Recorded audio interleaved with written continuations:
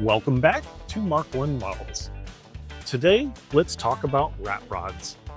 We'll go over what a rat rod is, for those who don't know, and then go over a couple of rat rods that I'm currently building. Sound good? Great. Let's get started. So what is a rat rod?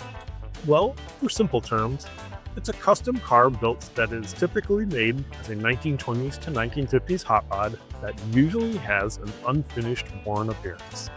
They prioritize functionality and creativity over form. These will not be vehicles that have shiny show car finishes. When I mentioned the years, I said typically, but that does not mean vehicles can't be newer than that, nor does it restrict them to typical hot rod vehicles. People are also making them from big rigs, 80s imports, and just about anything else you can think of. It's very much a no-rules, rough around the edges style of build.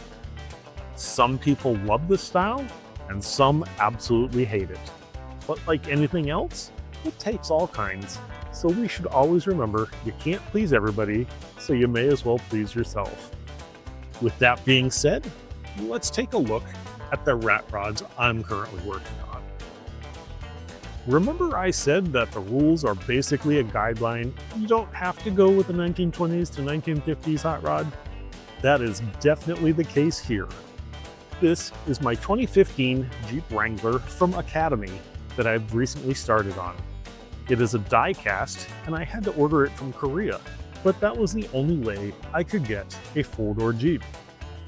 I remember seeing a lowered Wrangler going down the road one day and thought, wouldn't that be cool as a rat rod? My mind imagined it being similar to a Model A or Model B Ford two-door sedan. Chop top, laying down on the ground, big motor up front. So I marked my cuts in tape and took out the Dremel with a metal disc to get to work. I also planned on the grille being separated from the body, so I made those fender cuts, and for some of the cleanup, ran it along my bench grinder. I took out some big rig tires just to mock up the body, and I'm liking it. The 6mm chop on the roof looks great, and the spacing of that grille way out front seals the deal for me.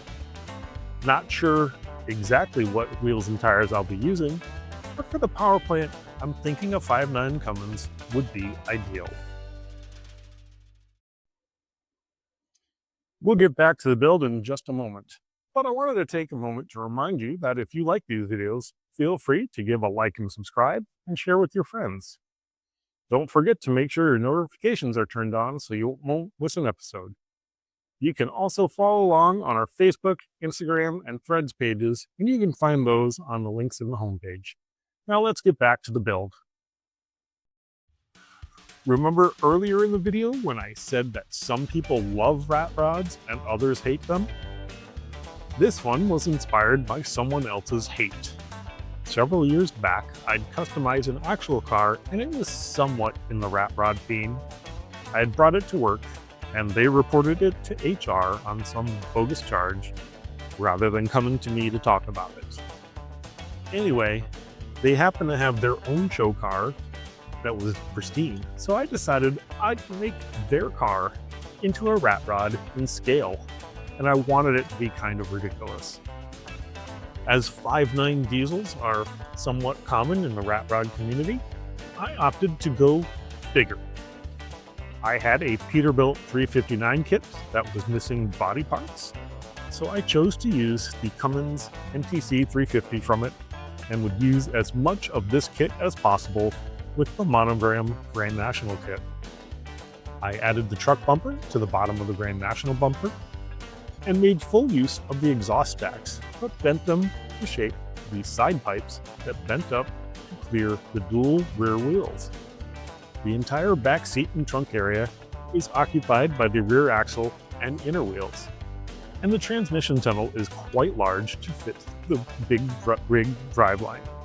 It's far from complete, but it will be obnoxious, ratty, and over the top. So what are your thoughts on rat rods? Are you a fan or not so much? What do you think of the two rat rods I'm in progress on? Any suggestions? things you'd do different? I'd love to see in the comments. As always, thank you for watching Mark One Models.